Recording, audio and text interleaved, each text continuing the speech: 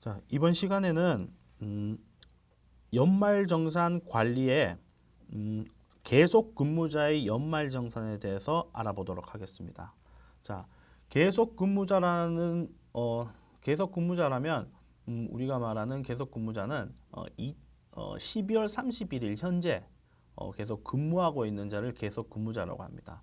그 부분에 있어서의 계속 근무자에 대해서는 이전에도 설명한 것과 같이 연말정산을 통해서 내년 2월 부분에 2월 달에 연말정산 내역을 반영을 하고 3월 10일까지 연말정산 내역에 대한 지급 명세서를 제출하게 되어 있습니다. 자, 연말정산 부분에 있어서는 우리가 연말정산 내용이나 공제 항목 이런 부분들이 상당히 많은 양을 차지하고 그 부분을 일일이 설명하기에는 시간상 한계가 있기 때문에 그 부분에 있어서는 대략적으로 설명을 하고 그 외에 기술적인 부분에 있어서 설명드리도록 하겠습니다. 자, 우리가 기본적으로 세무사 사무실에서 연말정산을 실시를 하게 되면 제가 경험상 보니까 국세청에서 한 12월쯤에 연말정산 안내문이라는 연말정산 신고 안내라는 책자들이 매년 나와요. 그래서 그 자료를 활용을 하셔갖고 연말정산 때 모르시는 부분을 그때그때 확인을 하고 찾으시면 실무적으로 많이 도움이 되더라고요. 그러니까 연말정산에 대한 이 기본적인 이론 부분이나 이런 부분에 대해서는 그 책자와 나머지 부분들에 있어서 별도로 공부를 하셔야 돼요. 그 공부를 하시고 나서 그 부분을 어느 정도 이해가 되셔야지 세무사랑 프로를 통해서 연말정산을 잘 할 수가 있습니다. 자, 기본적으로 일단은 책 221편에 연말정산이 어떤 건지에 대해서 대략적으로 설명을 하고 있으니까 이 부분을 간략적으로 보고 설명을 한번 해도록 하겠습니다. 자, 여기 보시면 연말정산이란 근로자의 1년간 급여를 확정된 연간 세액과 매월 지급 금액인 가액 세액표에 의해서 이미 원청 징수한 세액을 비교해서 과한 것, 부족한 것을 이렇게 징수하는 절차를 말합니다. 자, 연말정산 시기는 일반적인 계속 근무자의 경우는 다음에 2월급 급여를 지급할 때 2월급 급여가 2월 말일까지 지급되지 아니한 경우는 뭐 2월 말일까지 해서 이렇게 연말정산을 할 수 있게끔 돼 있습니다. 자, 중도 퇴직자의 경우는 퇴직한 달에 급여를 지급할 때 하는 부분이니까 우리가 이전에 그 중도 퇴직자의 연말정산 부분에 대해서는 간략하게나마 한번 확인해 볼 수 있었습니다. 자, 그러면은 우리가 기본적으로 연말정산 2월분의 급여를 지급할 때라고 돼 있어서 3월 10일까지 원천징수 이행상황 신고서를 제출을 합니다. 제출을 하는데 우리는 그런 제출자는 매월 원천징수 이행상황 신고서를 신고 납부하는 자들이고 반기별 납부자 일정 상시 근로인원이 20인 이하의 일정 부분에 해당되면 반기별 납부 승인을 통해서 반기별 납부자가 될 수 있어요. 반기별 납부자가 되게 되면 1월분에 대해서 1월에서 6월분에 대해서 7월 10일까지 한 번 신고하고 7월에서 12월분에 대해서 내년 1월까지 신고를 할 수 있어서 매달 신고하는 일반 납부자들과 다르게 반기별로 납부할 수 있어서 일정 부분 편의성이 있기는 합니다. 그래서 반기별 납부자에 대해서는 어떻게 처리를 하는지를 한번 보도록 하겠습니다. 일반적으로 반기별 납부자는 원천징수 이행상황 신고, 원천징수 신고 기한이 1월부터 6월분은 7월 10일까지입니다. 7월 10일까지지만 환급을 신청하는 경우에는 1월과 2월분의 급여와 연말정산한 급여를 다 합쳐서 3월 10일까지 신고할 수 있게끔 되어 있습니다. 그래서 1월에서 연말정산 기간까지를 한번 신고를 하고 나머지인 3월부터 6월까지의 기간을 7월 10일까지 나머지 한번 신고하고 요 방식을 선택할 수도 있으니까 요 반기절 납부자의 연말정산 원천징수는 확인을 하셔서 그에 해당이 되는 애는 거기에 맞게끔 신고를 하시면 될 것 같습니다. 자, 대략적인 연말정산에 의한 원천징수세 계산 방법인데요. 익히 보시는 것까지 대략적으로 간략적으로 설명드리도록 하겠습니다. 자, 우린 연말정산이라 하면 계속 근무자, 상용직 근로자의 결과적으로 세금을 확정짓는 절차인데요. 우리 종합소득세와 마찬가지로 여러 가지 항목들이 있습니다. 자, 먼저 총급여에서 근로소득 공제를 제외를 하면 우리가 말하는 근로소득 금액이 됩니다. 자, 근로소득 금액에서 인적 공제와 나머지의 소득 공제들을 통해서 부분을 반영을 하게 되면 종합소득세 과세 표준이 형성되고 그 과세 표준을 통해서 우리가 일반적인 소득세율, 초과 누진세율을 적용해서 기본세율을 설정을 한 다음에 산출세액이 도출이 됩니다. 산출세액이 도출이 되면 우리 근로자들은 요런 세액 공제를 통해서 예를 들어서 근로소득 세액 공제나 아니면 뭐 자녀세액 공제, 특별세액 공제 이런 부분의 세액 공제를 통해서 세액을 공제를 받고 세액 감면을 통해서도 별도의 세액 감면을 받아서 세액이 결정됩니다. 이 결정세액이 아까 전에 우리가 송아지 씨가 봤었을 때 근로소득 원천징수 영수증에 보면은 마지막 부분에 있었던 그 결정세액이고요. 거기에 이제 기납부세액을 차감해서 기납부세액을 빼면 더 납부할 게 있으면은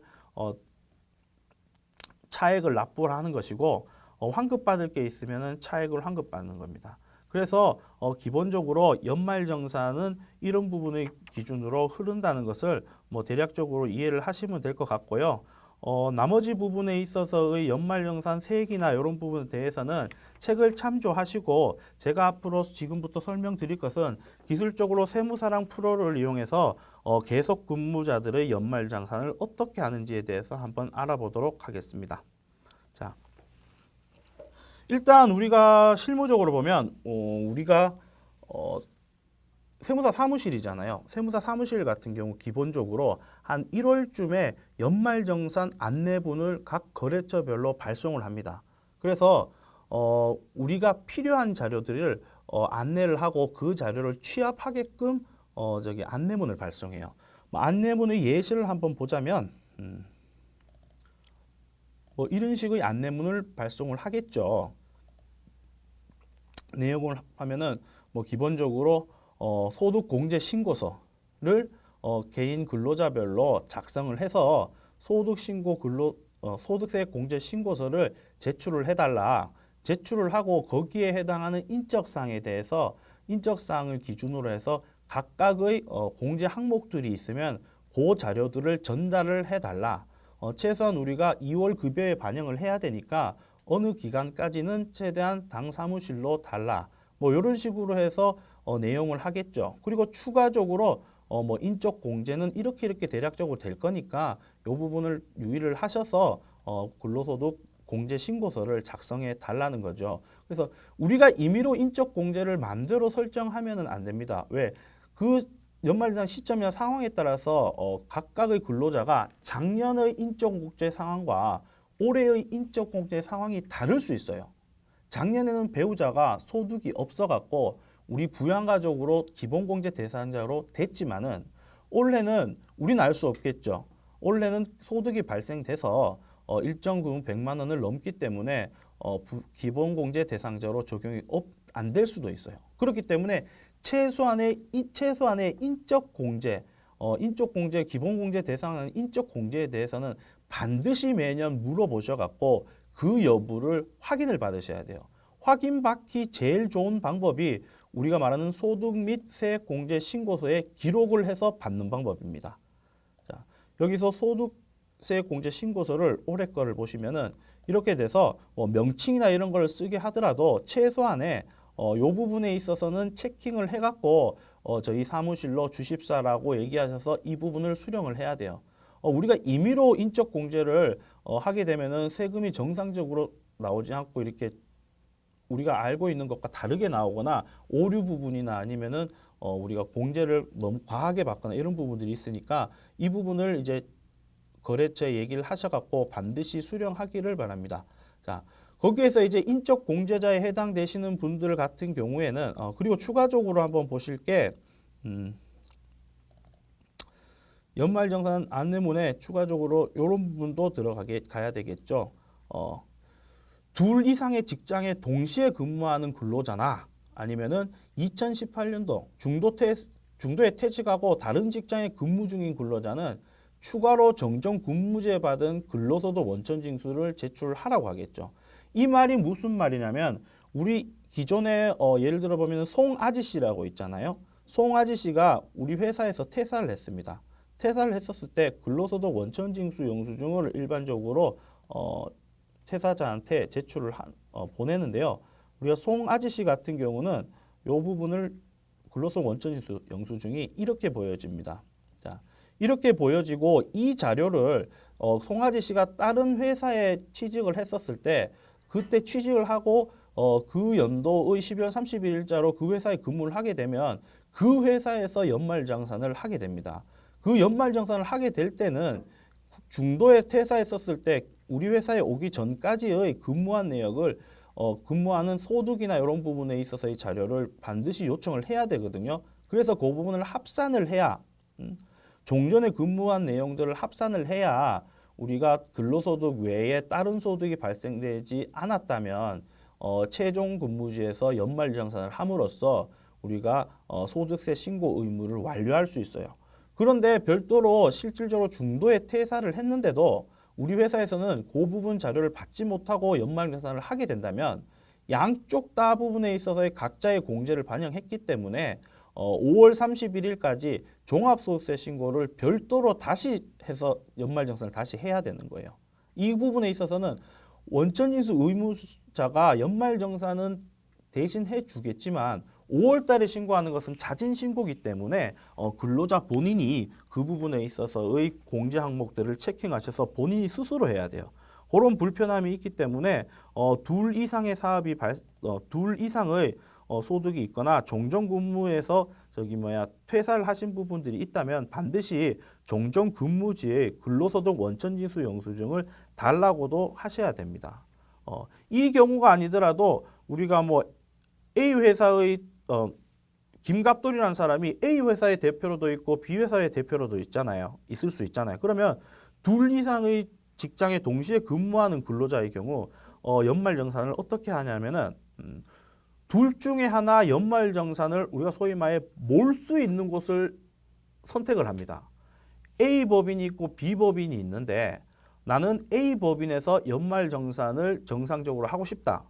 그러면은 B 법인에 얘기하셔갖고 12월 말일자의 근로소득 원천징수 영수증을 요청을 해요. B 법인에. 그러면 그 요청을 하면은 우리가 세부적인 연말정산을 안 한 상태의 근로소득 원천징수 영수증을 저희한테 줄 겁니다. 그러면 그 원천징수 영수증을 우리가 몰아서 하려는 A 법인한테 원천징수 영수증, B 법인의 원천징수 영수증을 주면 우리가 종전근무지와 마찬가지의 방법으로 그 두 개를 합쳐서 연말정산을 한 곳에서 할 수 있습니다.